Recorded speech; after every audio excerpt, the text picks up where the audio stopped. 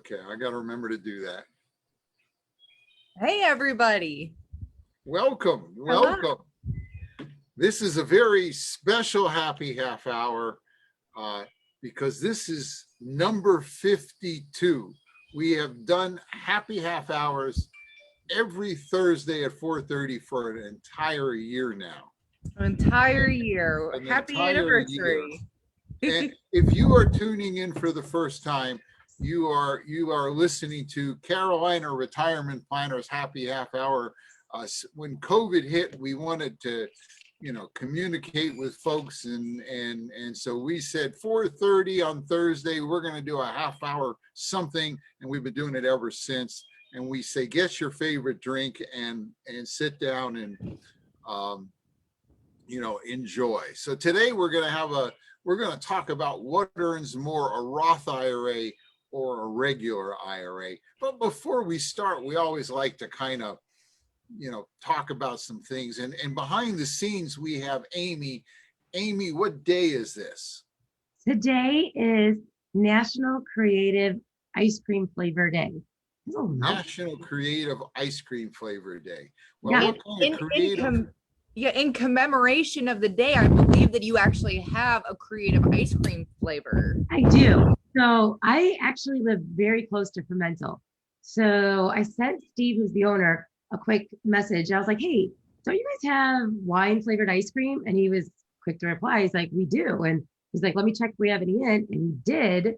They're getting a new shipment tomorrow, but he did have some in. So I ran over there and check it out. Oh, it's getting a little frosty. Wine ice cream. So I'm enjoying some right now.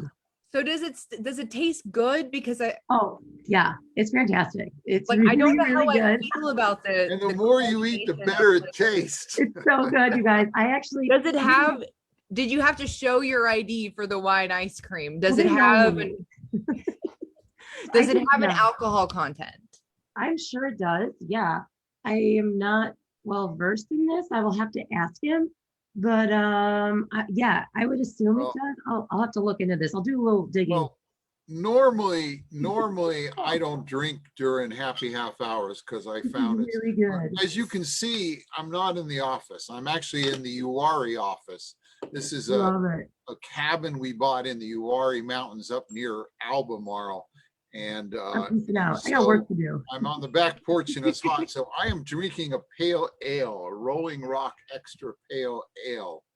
And it's kind of interesting because we got up here, we thought we ought to have some beer in case someone comes over. So we went to the local little general store, and there's a lot of four-wheel drivers here. This is a big four-wheel drive area in the park that we're embedded in. And so they actually have this big room you walk in that's all refrigerated. And, I'm kind of like, you might call me a sophisticated beer drinker. You could call me a beer snob, kind of looking for the, the fancy, this is as fancy as that room had. Rolling Rock IPA was, this was it. Everything else was Bud Light. Anyway.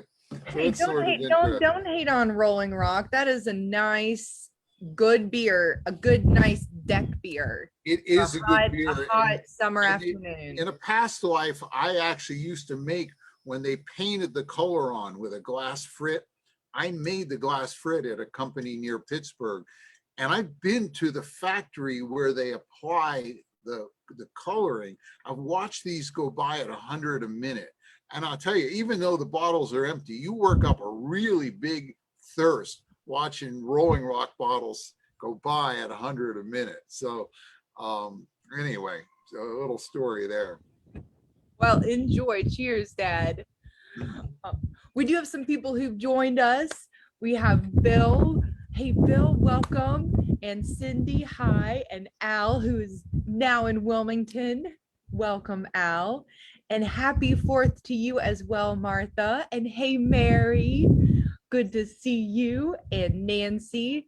It is Nancy. I actually got to visit them at the cabin for the first time this past weekend. And it is an incredible place for a cabin. You actually drive through like the National Forest Park for a good 20 minutes before you get to their little neighborhood. If I didn't know that it was there for sure, I would have maybe turned back because I thought I was It's a going the wrong 6-mile way. dirt road with numerous potholes, but it takes you 20 minutes to traverse that dirt road. Yes. And hey, top fan Teresa, also Amy's mom, and Dan and Barb. Dan and Barbara here, they are really in the mountains. These mountains are not, these are only 3 hours from Wilmington. They're only 1,000 feet high. They're in the honest to God mountains up near where they drop the possum every year, you know. I have to chime in. I have to chime in and let you know, Steve, the owner of Fermental, he wants to let us know that there is 5% alcohol in this ice cream. So yeah, we can get good and buzzed if we. The more you eat, the better it tastes. Nice. Yeah. Brad is also here. Bruce is here. And Bruce and Happy Thursday to you too. Oh, Ricky's at Lake Lure, so he's enjoying the lake too. Oh, yes, 5%. I think that's what would really sell me on the wine ice cream. I mean, I love wine, I love ice cream, but if I can put them together and get a buzz from it, then you've really got me sold. Well, Also, we get going, I have one other thing I need to describe here. Just sort of an interesting story.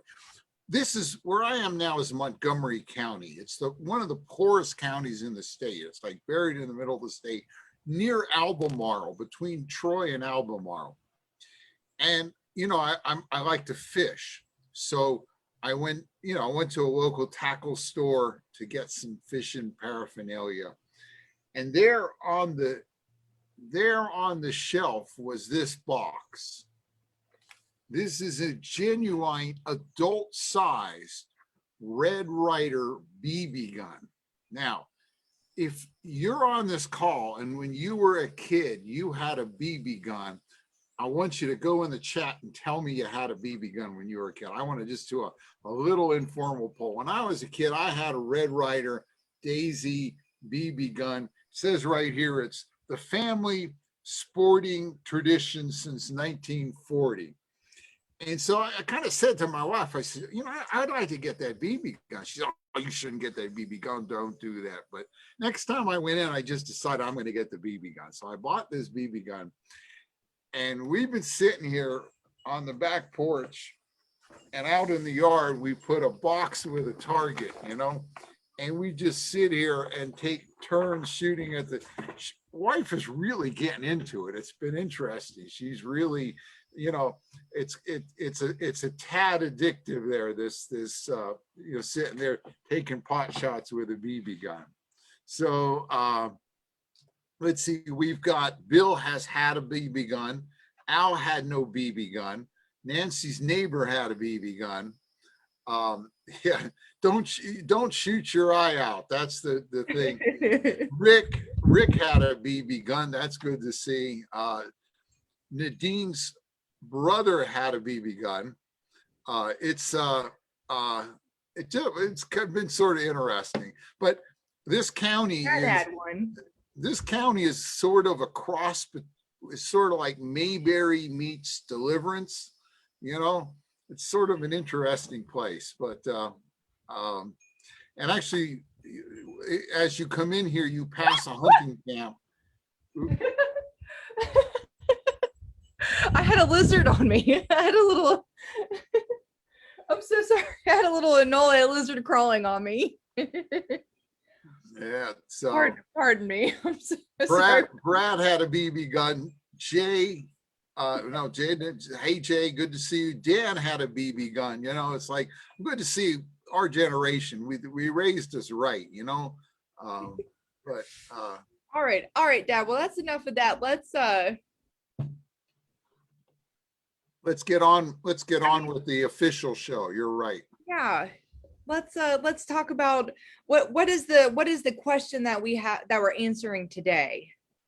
The question that we're answering today is, assuming I can get the thing, hang on, got to get this working. While you're fiddling with that, the question that the question on everyone's mind that we're all fighting at the chomp to, to find out the answer to is what earns more, a Roth or an IRA? Oh, thank you, babe. What? The service here is incredible. Okay. There we go. Look at that. Yes.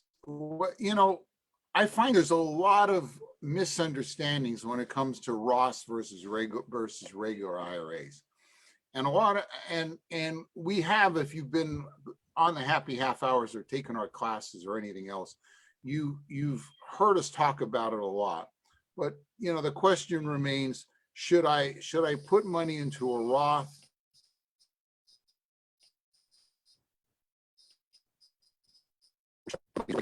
Have an IRA, should I convert my regular IRA into a Roth or not? Which one's going to do better?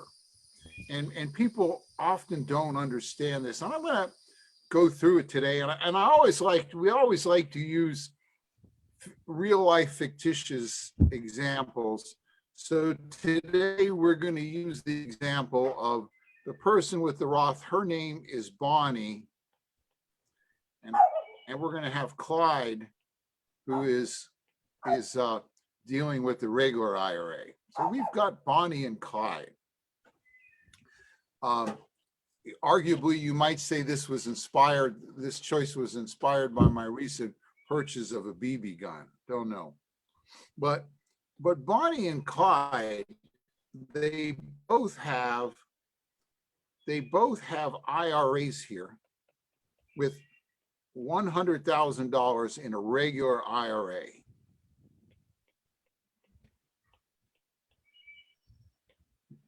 So they both got these IRAs with 100,000. And Bonnie says, and also for this example, we're going to assume that the taxes are always 25% on the money. Everything's taxed at 25%. Bonnie says, I'd like to get the taxes out of the way. I like to convert my IRA to a Roth. So what Bonnie is going to do, if you think about her IRA, it has $25,000 in tax in it, and it has about $75,000 that she gets to keep in it, right? And she says, I want to get the taxes out of the way. So she's going to take this $25,000 and she's going to send it over here. She's going to send it over here to the IRS. She's going to pay the taxes. And that's going to leave her with this $25,000 here, the $75,000 that she's going to use as convert to a Roth. Now, Clyde, he says, man, it doesn't make any sense to me to take and give that money to the IRS. Now I know I'm going to do better if I have more money in my account growing. Why should I take 25,000 out? I want it in my account working for me. Yeah. So Clyde, and that kind of seems to make sense. So Clyde, the more money, the more I can earn. Yeah. Yeah, the more money, the more I can earn. So Clyde's going to keep his money all as IRA money. And they're going to invest it in exactly the same, and it's going to years and years and years are going to go by, and the money's going to double. All the money's going to double.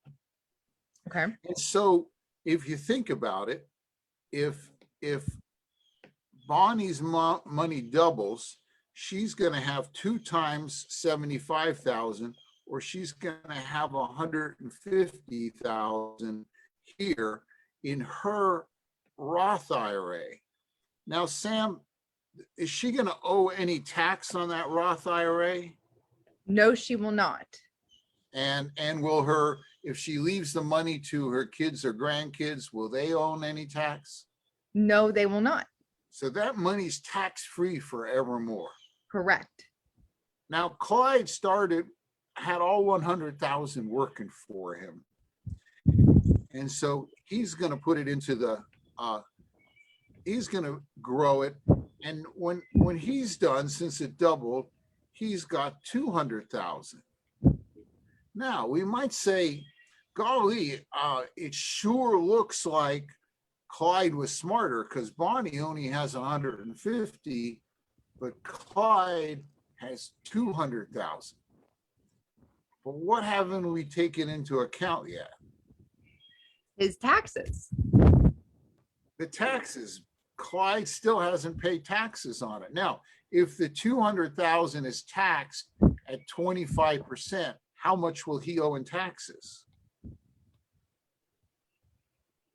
He's going to owe $50,000 in taxes. Mhm. He's going to have to take this money and pay taxes on it. And that's going to leave him the rest as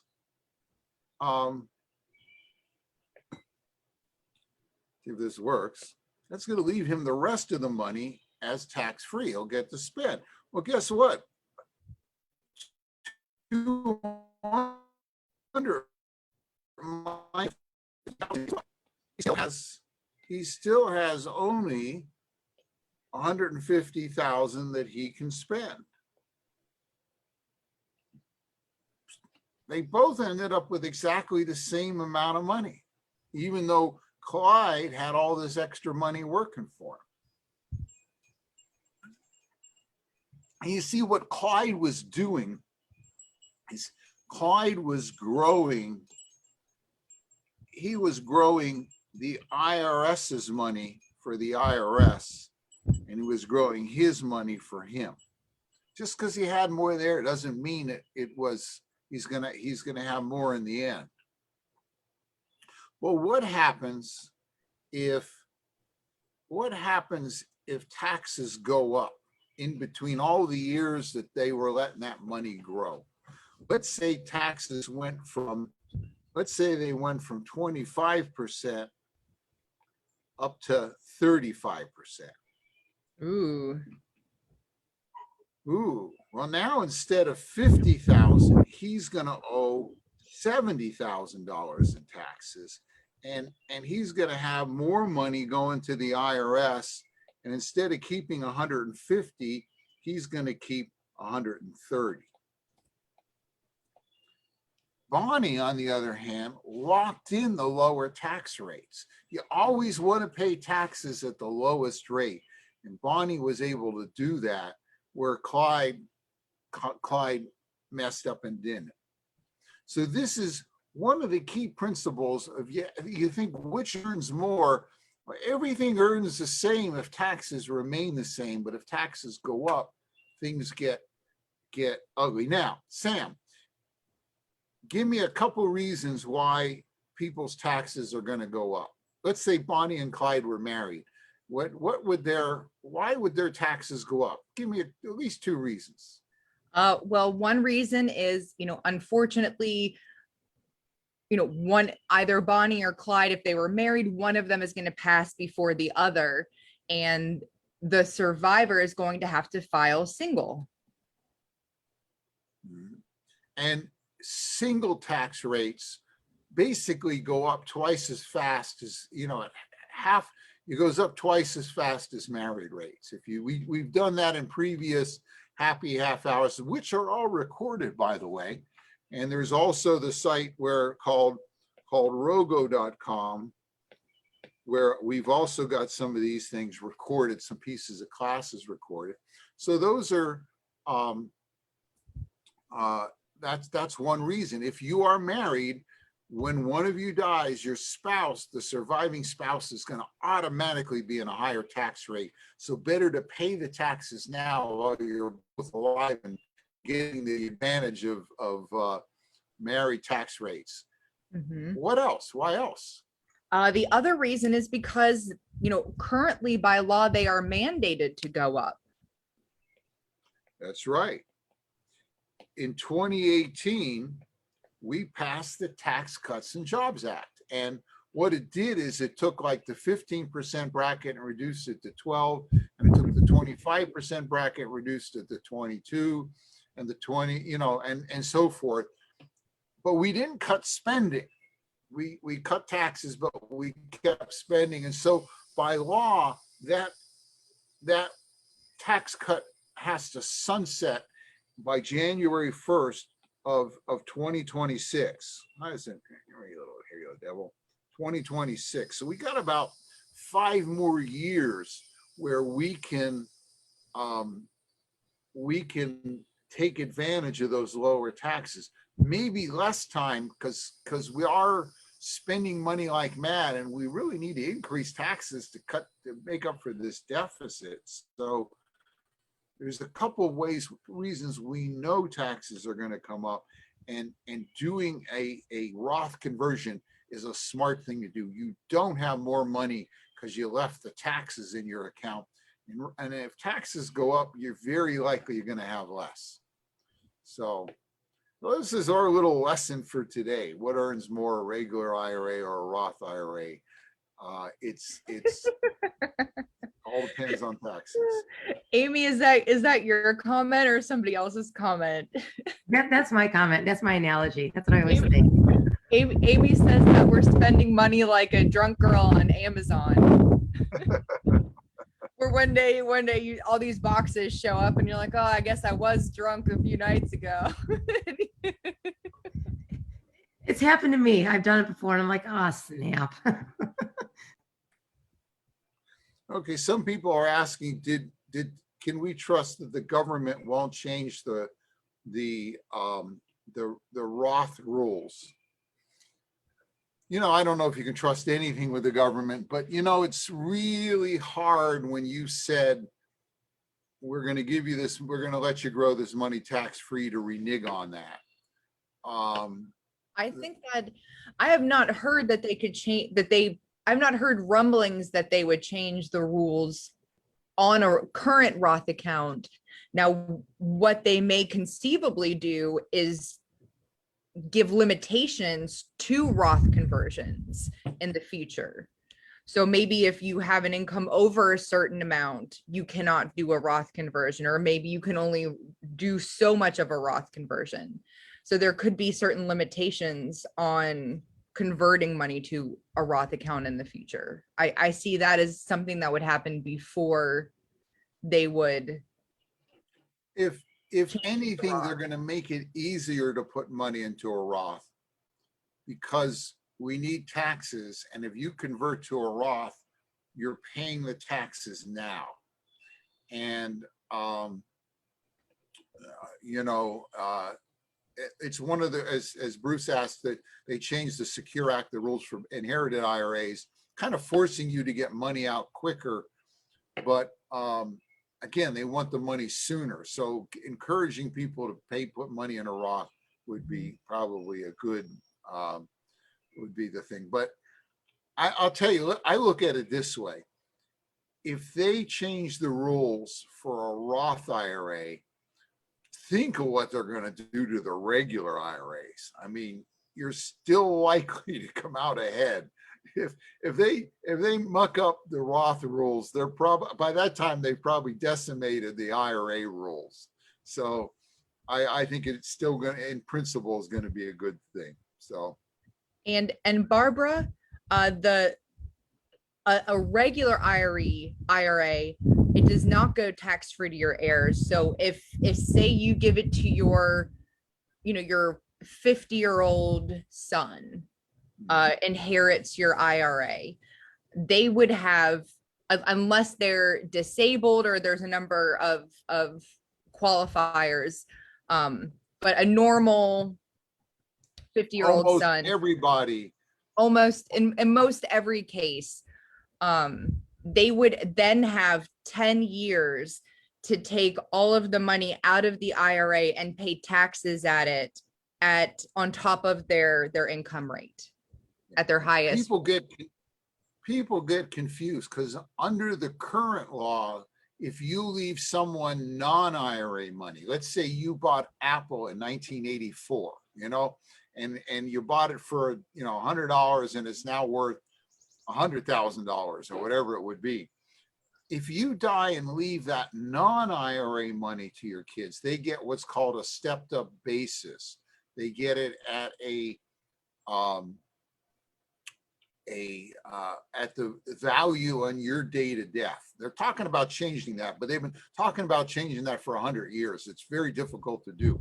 Same way with real estate. If your father passes away and leaves you his house, you will get it at a stepped up basis. One reason you probably don't want to put it in your name if he's sick, because you may lose that stepped up basis. So people are used to thinking about that, and it does not apply to IRAs.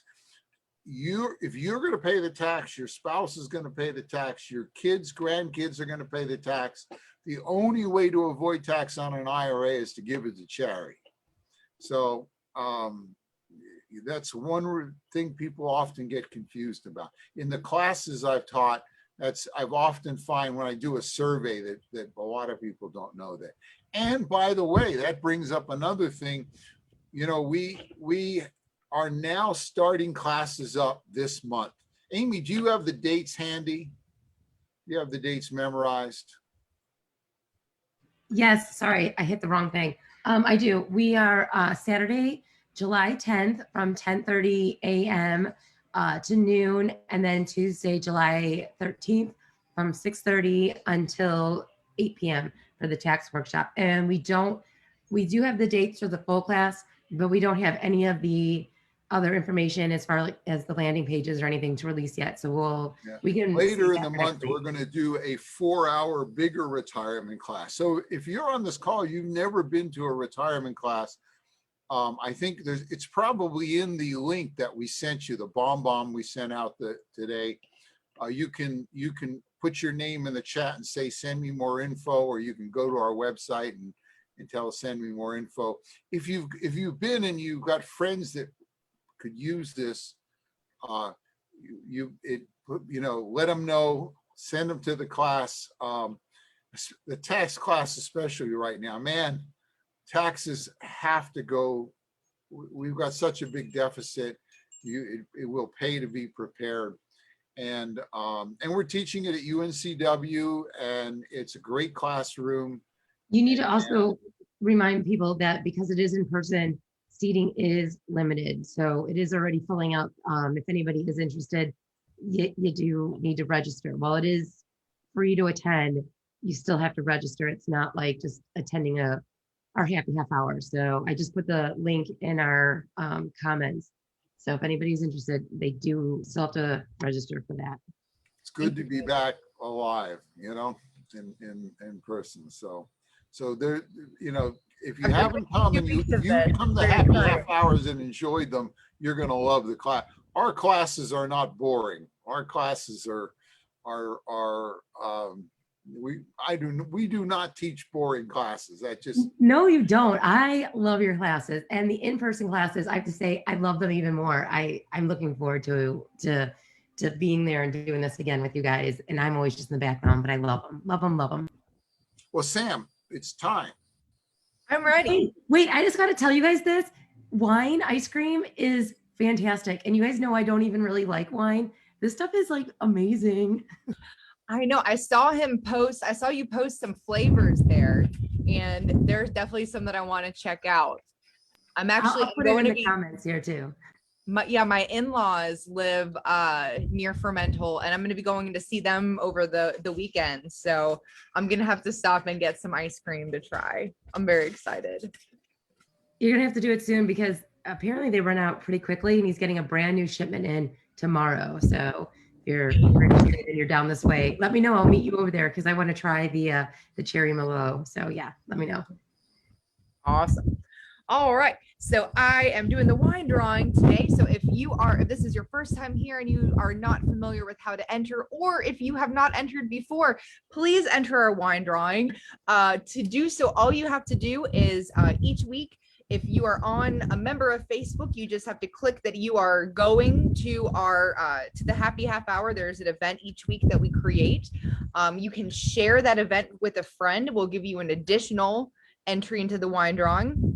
We send out some emails throughout the week to let you know what our topic is. If you respond to those emails and let us know, some questions you may have, a future topic you'd like us to cover, or you just simply say, enter us into the wine drawing. We will enter you in. And if you forward that email to a friend, let us know and we'll give you an extra entry as well. Anyway, or if you just email us, you have our email, just let us know, give us a call, just tell us you want to be entered in and I'll get your name in here. So our winners this week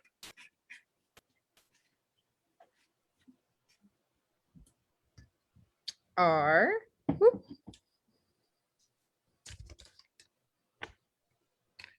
Oh, I'm excited. Vicky and Bill W. So Oh, I'm congratulations. excited. I'm probably more excited than you're excited. Well, you guys are excited too, but Well, I think Vicky and Bill, I believe they may be, they come almost every week, if not every week. So they are some of our most long-standing attendees. So I'm very happy to see them finally get the W. So congratulations, Vicky and Bill. I love it. And also, if you have a specific question or want to chat about anything, if you go to the website, carolina15.com, carolina15.com, you can book 15 minutes on our schedule to chat about anything, ask any questions you have.